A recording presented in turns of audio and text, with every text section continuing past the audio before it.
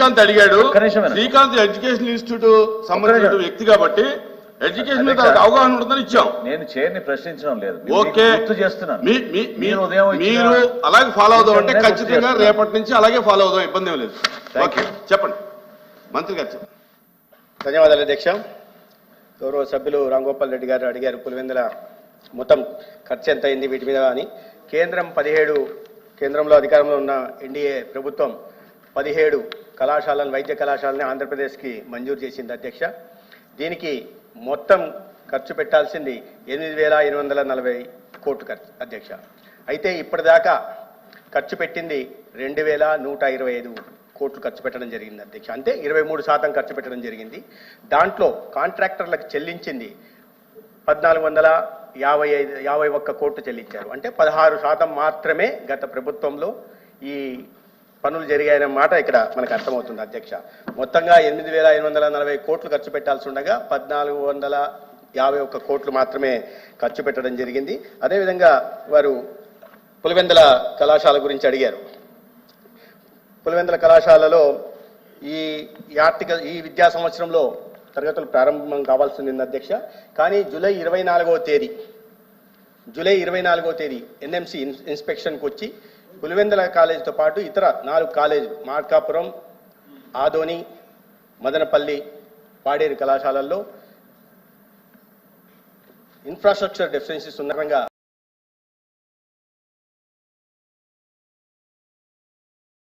కళాశాలలో 47.5% faculty deficiency ఉంది, 40% infrastructure deficiency ఉంది అధ్యక్ష. దాని కారణంగా పులివెందుల ఇతర కళాశాలను కూడా వారు అనుమతి నిరాకరించడం జరిగింది. అదేవిధంగా మార్కాపురం గురించి కూడా గౌరవ సభ్యులు శ్రీకాంత్ గారు అడిగారు. మార్కాపురంలో పులివెందుల కళాశాలకు సంబంధించి ఖర్చు పెట్టాల్సిన మొత్తం 500 కోట్లు అయితే 293 కోట్లు ఖర్చు పెట్టారు అధ్యక్ష. అదే సమయంలో ఇదే విద్యా సంవత్సరంలో మొదలు పెట్టాల్సిన మార్కాపురం కళాశాలకి ఖర్చు పెట్టాల్సిన మొత్తం 475 కోట్లు అయితే 30 కోట్లు మాత్రమే ఖర్చు పెట్టారు అధ్యక్ష. దాని కారణంగా 46 కోట్లు ఖర్చు పెట్టారు అధ్యక్ష. అంటే ఖర్చు పెట్టాల్సిన మొత్తంలో ఈ 4 ఏళ్లలో కలిపి 10% మాత్రమే ఖర్చు పెట్టారు. దాని కారణంగా అనుమతి నిరాకరించబడింది.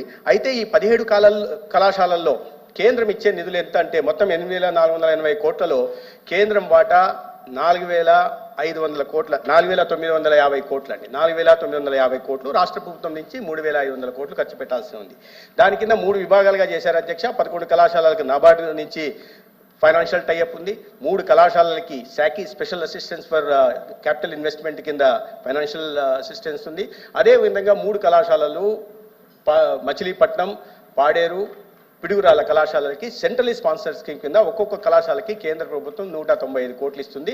దానికి సంబంధించి 575 కోట్లు ఇవ్వడం కూడా జరిగింది అధ్యక్ష.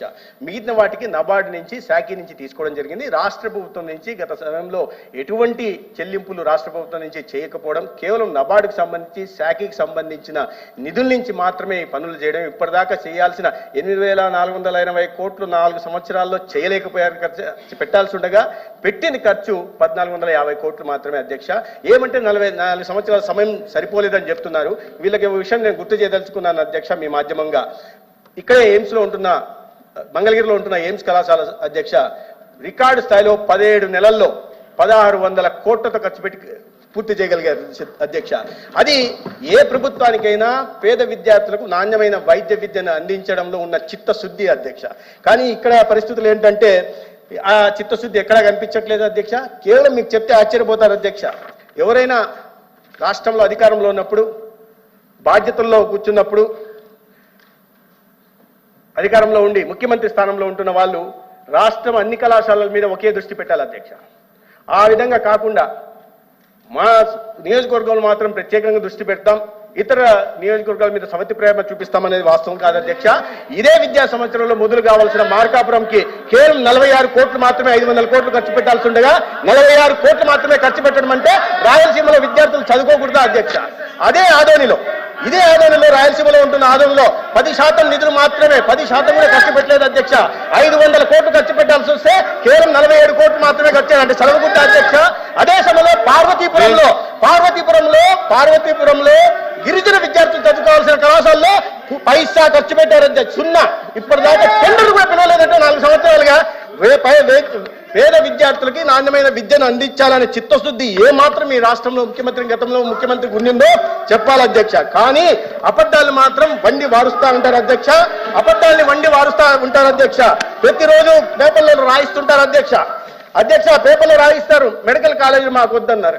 అయ్యా 40% మీరు పులివెందుల సార్, పులివెందుల గురించి నేను చెప్పాను. అదే పులివెందుల్లో నేను చూపిస్తాను సార్. పులివెందుల కళాశాలలో కావాల్సి మీ దగ్గర నేను పంపిస్తాను సార్.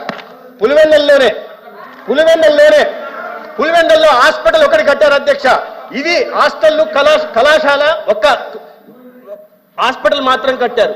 ఈ ఫోటోలు చూడండి అధ్యక్ష. మేము అధికారంలోకి వచ్చే నాటికి ఒక హాస్పిటల్ మాత్రం కట్టి హాస్టల్ కట్టకుండా, కాలేజ్ బిల్డింగ్లు కట్టకుండా, అమ్మాయిల కళాశాలకు అమ్మాయిలు హాస్టల్లో ఉండాల్సిన దాన్ని 4 గోడలు మాత్రం కట్టే అమ్మాయిలు మేము ఎక్కడ పెట్టి చదివించారు అధ్యక్ష.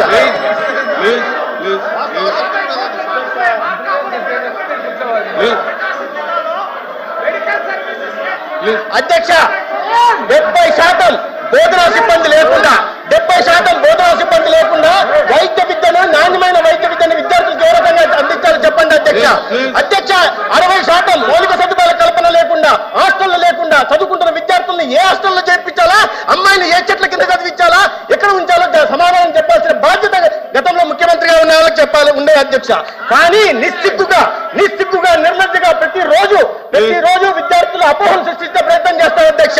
మొన్నటికి మొన్న 8,500 కోట్లతో నేను 17 కళాశాలను నిర్మించానని నిస్సిగ్గుగా గతంలో ముఖ్యమంత్రిగా ఉంటున్న వ్యక్తి చెప్తున్నారంటే అపోహలు సృష్టించడం మంచిది కాదు అధ్యక్ష. ప్రభుత్వం ఏదైనా సరే ప్రభుత్వం ఉన్నప్పుడు తర్వాత ప్రభుత్వం బాధ్యతలు తీసుకోవాల్సింది. కానీ నేను నిర్మించానని అపోహలు చెప్తుంటే సంపద సృష్టిస్తానని విద్యార్థులు చెప్తే ఇవాళ విద్యార్థులకు 17 కళాశాలలు లేక విద్యార్థులంతా చదువులకు దూరం అయిపోతున్నారని చెప్తున్నారు. 700 సీట్లు రావాల్సిన సీట్లు రాలేదంటున్నారు. దీనికి బాధ్యత వహించాల్సింది ఎవరు? దీనికి మౌలిక సదుపాయాలు కల్పించాల్సిన బాధ్యత ఎవరిది? ఫ్యాకల్టీ డెఫిషియన్సీకి కారణం ఎవరు? సమాధానం చెప్పండి అధ్యక్ష. ఇది సమాధానం చెప్పాల్సిందిగా మీరు కోరాలి అధ్యక్ష. ఆ పార్టీ గౌరవ సభ్యులను నేను అడుగుతున్నాను. వాళ్ళ ముఖ్యమంత్రి గారు రోజు అబద్ధాలను వండి వారిస్తుంటే, అసత్యాలను చెప్తుంటే ఈ రకంగా దీని సమర్థత లేదా అధ్యక్ష? సమర్థత ఉంది అధ్యక్ష. రికార్డు స్థాయిలో ఒక సంవత్సరంలో తాడేపల్లి భవనాన్ని కట్టారు అధ్యక్ష. రికార్డు స్థాయిలో 26 జిల్లాల్లో ప్రభుత్వ ఆస్తుల్ని, రవాణా శాఖ సంబంధించిన ఆస్తులు తీసుకుని వైఎస్ఆర్సీపీ పార్టీ కార్యాలయాన్ని కట్టారు అధ్యక్ష. విసిగొండ గుండు కొట్టి 450 కోట్లతో విలాసవంతుల భవనాలు నిర్మిస్తున్నారు. కానీ పేద విద్యార్థులకు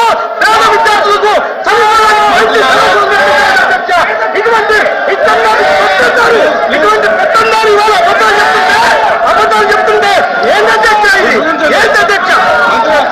సమాధానం చెప్తుంటే సమాధానం చెప్పకుండా అధ్యక్ష. లేదంటే ఆ పార్టీ అధ్యక్షుడిని, ఆ గౌరవ సభ్యుల్ని చెప్పండి అధ్యక్ష.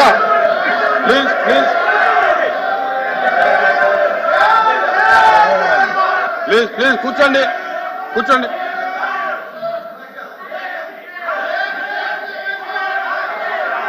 Please question number 1355 minister for transport minister గారు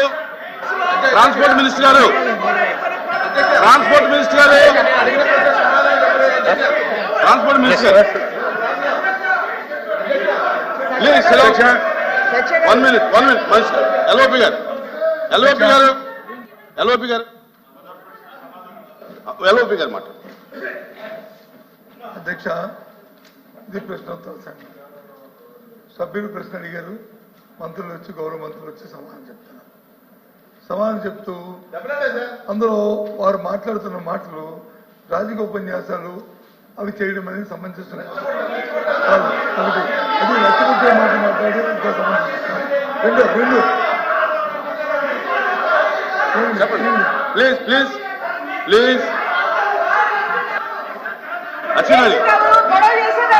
ప్లీజ్ కూర్చోమనండి. మీరు కూర్చోండి. మీరు కూడా కూర్చోండి. ప్లీజ్ సార్, అరే కూర్చోండి. శ్రీకాంత్ కూర్చోండి. అమ్మా కూర్చోండి. మీరు కూడా కూర్చోండి. ఎల్ఓపి గారు మాట్లాడుతున్నారు. కూర్చోండి. అధ్యక్ష, కూర్చోండి. అధ్యక్ష రోజు అబద్ధాలు. అధ్యక్ష ఆయన అయిపోయినా ఆయన మాట్లాడుతున్నాం కదా. కూర్చోండి కూర్చోండి రవీంద్ర గారు కూర్చోండి. సభ్యులు అడిగిన ప్రశ్న ఏదైతే ప్రభుత్వం పెట్టిన 17 కళాశాలలు ఉన్నాయో వారి తాలూకు నిర్మాణం ఏ దశలో ఉంది, వారి తాలూకా ఆర్థిక పరిస్థితులు ఏంటి,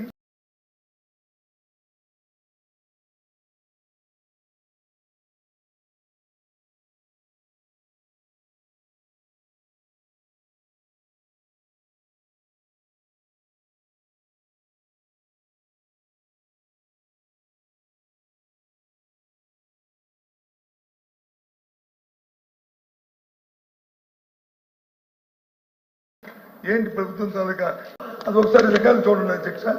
దాంతోపాటు అడిగింది ఏంటంటే అధ్యక్ష, ఆయన ఆల్ సభ్యులు అడిగాడు, మా సభ్యులు అడగలేదు.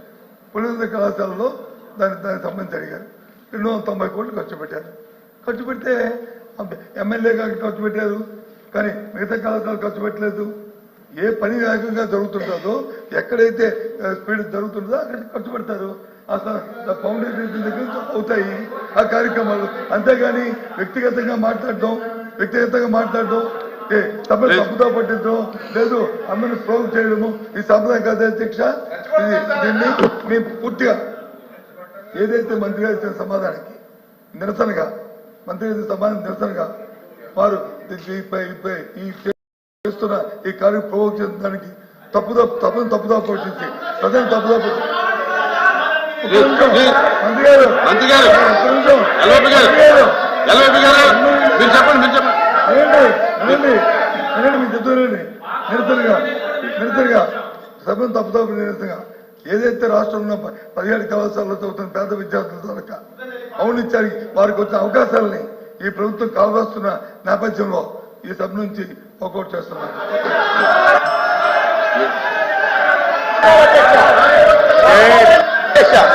అధ్యక్ష, నేను గ్రాంట్ మిగతా డమాటికి ఫైనాన్షియల్ టైఅప్ అన్న గౌరవ సభ్యులకు అర్థం కాకపోతే బాధ్యత నాది కదా అధ్యక్ష. నేను గ్రాంట్ కింద 530 కోట్లు మాత్రమే అని చెప్పాను అధ్యక్ష. రాజమండ్రిలో కళాశాల ప్రారంభమైపోయాయి అధ్యక్ష. 10 సంవత్సరాలు కానీ పెట్టిన ఖర్చు 20 కోట్లు అధ్యక్ష. మిగతా 420 కోట్లు ఎప్పుడు ఖర్చు పెట్టాలి అధ్యక్ష? పారిపోతే అధ్యక్ష, చర్చ పెట్టినప్పుడు ఉండాలి అధ్యక్ష.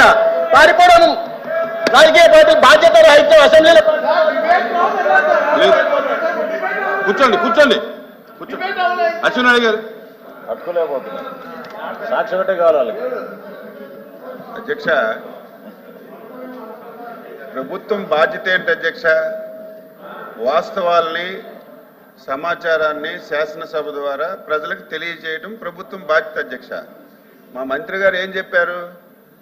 ఈ మధ్య పేపర్లో అవినీతి డబ్బుతో ఒక పేపరు టీవీ ఛానల్ పెట్టి ఉన్నది లేనట్టుగా ఎవ్రీడే 150 కోట్ల మంది మంచి అన్నా సరే ఈ పేపర్లో అది చెడ్డని వస్తుంది అధ్యక్ష.